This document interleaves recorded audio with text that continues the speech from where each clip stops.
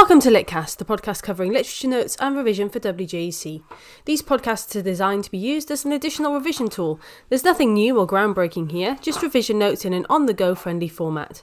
Using these alone won't guarantee you an A star, but they can help you build your confidence to apply this knowledge to your exam questions and your classwork. With that being said, let's get started.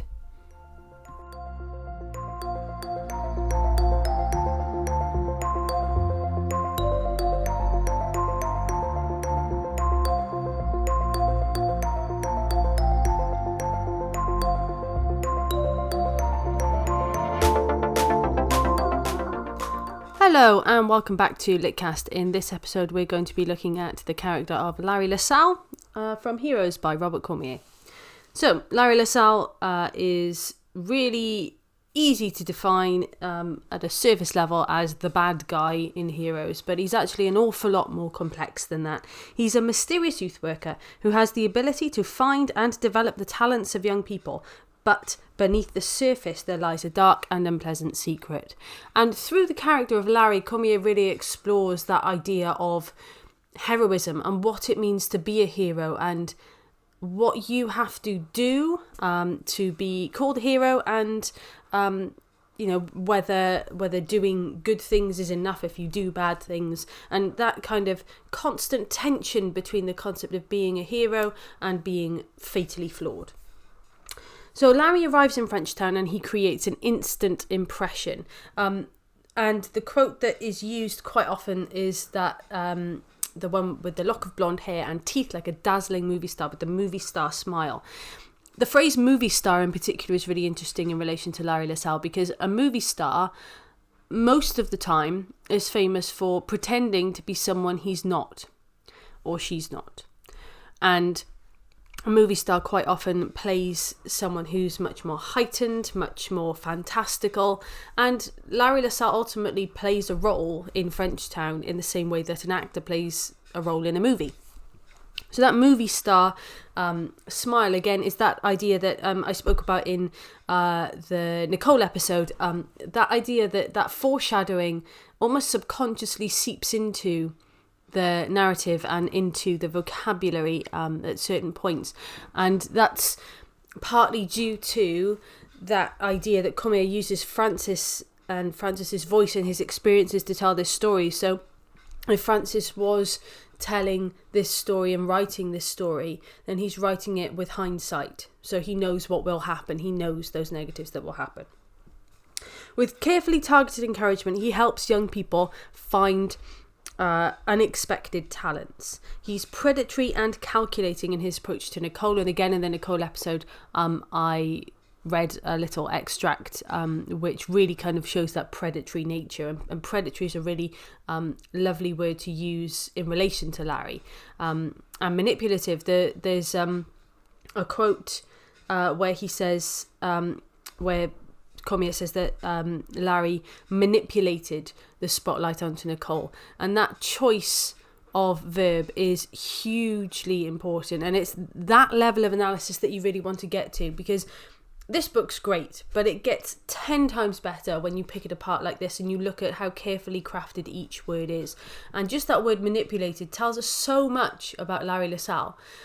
And if we took that word out and we put something else in there, Larry moved the spotlight onto Nicole, it just doesn't have the same impact. It doesn't have the same connotations in terms of character, in terms of relationship, in terms of foreshadowing the events in the narrative that the word manipulated does. So those sorts of that sort of single word analysis is really important to get practice of and to become familiar with. And just by exploring the book, by opening the book at a random page and looking at the word choices there, you'll be able to find examples of the richness of this text.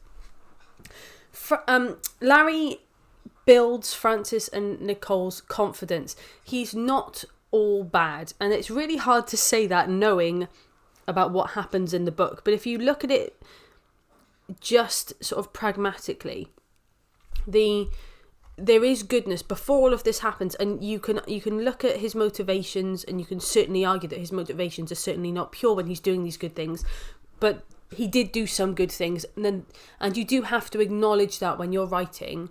You have to acknowledge that he did good things. You can quite reasonably argue that his intentions all along were bad, and all of these good things were kind of falsely done under a pretense, with him playing a role, and that's a very valid argument to make. But you can't say that he never did a single good thing ever, because some of these things, even Francis says, that Larry built his confidence and that he saw him as a hero. So thinking about the story in terms of narrative, when we read the book as a reader, we don't know about what happens until chapter 13 or so. So until that point, we see Larry as a hero as well. And that part of the narrative, that part of the story can't be discounted because of what happens. He always knows what to say for maximum effect. He's celebrated as this hero, but he obviously has his fatal flaw. And like Francis, Larry too hides his real identity. So that idea of appearance and reality, really, key element of Larry LaSalle's character. Even when facing Francis's gun, Larry shows he still has influence over him. So right till the end, he has influence over Francis. And Larry stops Francis from killing him, but commits suicide instead, which, when you look at the description of suicide and when Francis contemplates suicide, the comments that he makes about suicide then make Larry's then suicide that bit more poignant, because that concept of heroism and a hero's death is brought to the forefront again. So Larry LaSalle is considered the children's champion. He was our champion, and we were happy to be in his presence. They look up to Larry, and Larry was loved by everyone. He was the town's hero. He was called the patron saint of the rec centre. So again, that kind of that religious element in there, the religious imagery, the idea of putting him up on a pedestal, considering him to be an epitome of the greatest virtues of humankind. And he does transform the rec centre to a temporary place of joy and success. His opinions, LaSalle's opinion, could never be dismissed. He was a strong leader, and he was considered very important. We always did what LaSalle told us. He's commanding. And all these little comments about him, his opinions were always counted. They could never be dismissed. We always did what Larry LaSalle told us. All of those are foreshadowing for what happens next. It's all of those tiny little word choices, tiny little phrases and comments about him as a character that are foreshadowing for this horrific event. He was a bright Pied Piper for their children. Now, I'm sure that you will discuss this in class as well, but the idea of the Pied Piper being the story of this traveller who comes to town, he dazzles everyone, he helps them, he is a hero, he gets rid of the rats of the town, and then he looks for payment, and because he doesn't receive payment, he plays his pipe, and all the children follow him away, and they're never seen again. So there is that connection between the story of the Pied Piper and Larry LaSalle, in that he does take the children, and he does, that sort of horrible twisted ending to that fairy tale, the idea that he's taken these children and he's manipulated them and he's manipulated everyone, and he is in ultimate control. That mirrors what happens in Heroes when they all do the conga, and they're all dancing down the street in a line, and that night Nicole is raped. So there is that connection there that he leads them, and there's even that kind of direct connection with that idea of them all being led in a line by Larry LaSalle to then where he is in ultimate control and he can do what he wants. He had been a hero to us long before he went to war, because remember, he's a war hero as well, and that kind of shadow of war that is there throughout a lot of the events that don't take place on the battlefield can't be ignored, and the impact that the war has can't be ignored as well. And when you see Larry LaSalle at the end of the story, at the end of the book, you can see that, you know, it's had a major impact on him. Whistling a tune after he sexually assaults Nicole, he's nonchalant. So the phrase whistling a tune shows that he's nonchalant, he's casual. There's that link back to the Pied Piper. He's not concerned at all. He shows no remorse for what he's done, which arguably shows, is this the first time he's even done it? And is this necessarily the last time that he will do it as well? Which makes him more scary. It makes him more sinister as a character. Two particular quotes that are used quite often in relation to Larry LaSalle are, "Does that one sin of mine wipe away all the good things?" which shows his connection to heroism and anti-heroism. It really sort of gets you thinking yourself as a reader. You know, how do you feel about Larry LaSalle? Do you dismiss him right away because of what he did? Does it tarnish the good things that he did because you can't be sure of his intentions? Is it a difficult conversation and a debate that you have? Because that's the kind of conversation you're meant to have with yourself when you think about the character of Larry LaSalle. And, you know, from a personal point of view, I find it very, very difficult to think about a character like that, because I can't be sure of his intentions even when he does some of the lovely things that he does.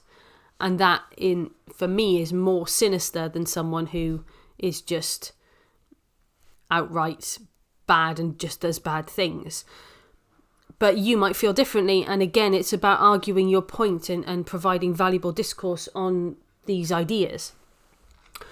So lower your gun, Francis. One gun is enough for what has to be done. And again, he's commanding. Look at the sentence types, look at the sentence modes as well that are used by Larry LaSalle, because there's quite a lot of imperatives there. And by being able to identify an imperative and discuss it, and the implication of it being an imperative in the exam demonstrates some pretty high level linguistic analysis as well. Remember that there is an essential dilemma at the heart of Larry's character. We've said that. The idea of heroism and anti-heroism, but also that appearance and reality. What is real about him and what isn't? Right from the start, we're told he's got this movie star smile. So right from the start, we're told that he is pretending. We're told that he is, that he's playing a role potentially. So what are we meant to work with? What are we meant to see as the true Larry LaSalle? Is it the man at the end of the story? Is it the man who's in that room with Nicole? Is it a mixture of these, depending on the mood that he's in, the feelings that he has? So we don't know, and that's kind of the conversation you're meant to have. He appears to lack sincerity and honesty. He undoubtedly did many good things, and we can see this chapter 5 to chapter 7 really. However, can they ever excuse his behaviour? Which leads me on to the second and probably most famous quote in connection with Larry LaSalle, and that is "sweet young things."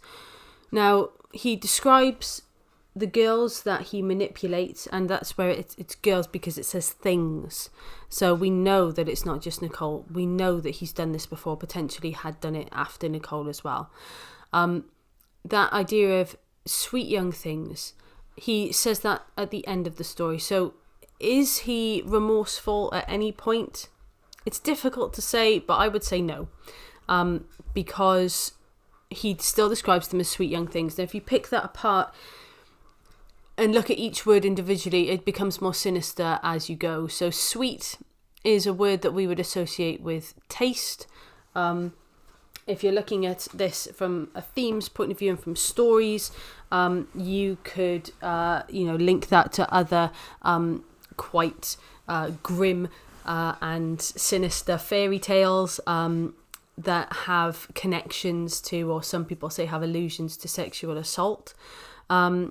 Sweet is, in terms of describing a person, is also associated with innocence. So if someone is sweet, they tend to be quite innocent. But, thinking about it in terms of the sense of taste, really adds that sinister edge to what he's saying. Things, he doesn't consider these girls to be human. He doesn't say sweet young girls.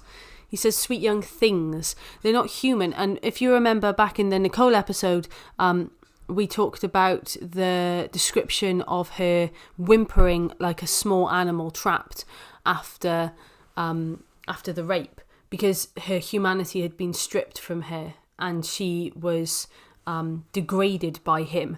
And you can see that mentally he already has that status of them in his head.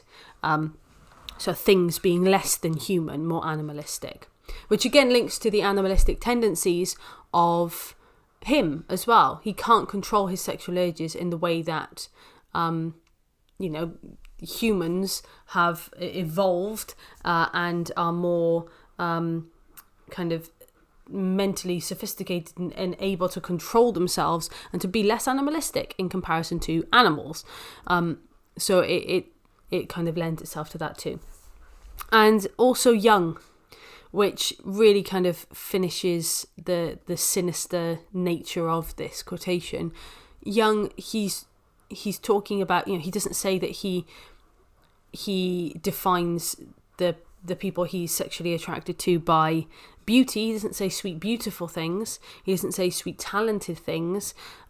He says sweet, young things. Young being a specific kind of category that he is interested in terms of having a sexual relationship. And that, when you think about the fact that he is a youth worker, so his job is to be around children all day. He is in a position of responsibility when it comes to children, and he is trusted when he comes to children. It really emphasizes the horrendous nature of what he has done and therefore what he potentially is as a person. He's not remorseful. He doesn't at any point say sorry for what he has done, because he doesn't actually understand why it's bad. He doesn't understand, he understands because he says that it's a sin, but he doesn't understand why that might affect people's perception of him. Hence, does that one side of mind wipe away all the good things? He thinks that all of the good things that he does just means that doing that's fine, and it's just something that people maybe have to accept. And that idea of looking beyond a person's physical appearance to look at the person underneath is a key theme in this text, as we've seen with Francis as well, and to an extent Nicole too. It's clear throughout this text that we can see Larry's character growing in terms of manipulation and the impact that he has on the other characters and the influence that he has on other characters increasing up until that moment in the book of the assault.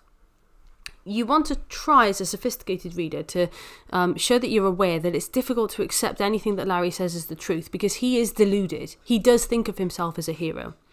Everything that he says or does is designed to create an effect. Remember right back to that first quote I said, the movie star smile.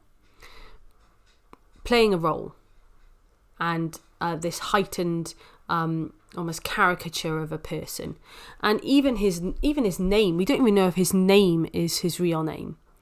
We have no idea of his past. He is this kind of ephemeral character that shows up like a fairy godmother and delivers all of this joy and happiness and then destroys someone's life. So he's really designed to be this fantastical character, and he sees himself as that as well. Even at the end of his life, when we can see Larry's changed, he can't face the future as the person he has become, but his desire to control those around him is still displayed, as we saw with him taking the gun or telling Francis to not use his gun. Always remember that Larry sees himself as a creative figure. but in fact he is a destructive figure. And in terms of heroism, he's a really interesting contrast between Francis, because he sees himself as a hero, whereas actually the majority of people would see him as an anti-hero or a villain. Whereas Francis feels very, or sees himself as kind of lower than the average person. He sees himself as someone who needs to atone for his sins, as definitely anything but a hero. And yet we would describe him as the hero of the story if we were honest. So that contrast between how characters view themselves and how a reader perceives them, again, provides a really interesting contrast if you needed to talk about key relationships, or if you needed to look at these characters in the context of a theme such as heroism or appearance, etc. So that's it for this episode on Larry LaSalle, the last of the 3 major characters in the book Heroes by Robert Cormier. If there's anything in particular that you want covered in these Litcast episodes, then feel free to tweet, or you can leave a voice message response on this podcast, which you can listen to on a whole variety of platforms now. I think we're on about 6 platforms now. If there's anything, as I said, in particular that you would like us to cover, then just let us know via Twitter or via those voice messages. And remember that everything that I'm going through is not groundbreaking, it's not new. Your class teachers have resources that cover this in much more detail. But one of the key sources that I use, and a lot of class teachers use, is the York Notes. Your class teachers may have a copy that you can have a look at, or they are, of course, available to purchase as well. Thank you very much for listening to this episode, and we'll be beginning the themes and covering some of the major themes in Heroes in our next episode. Thanks very much for listening, and we'll hopefully see you in the next one.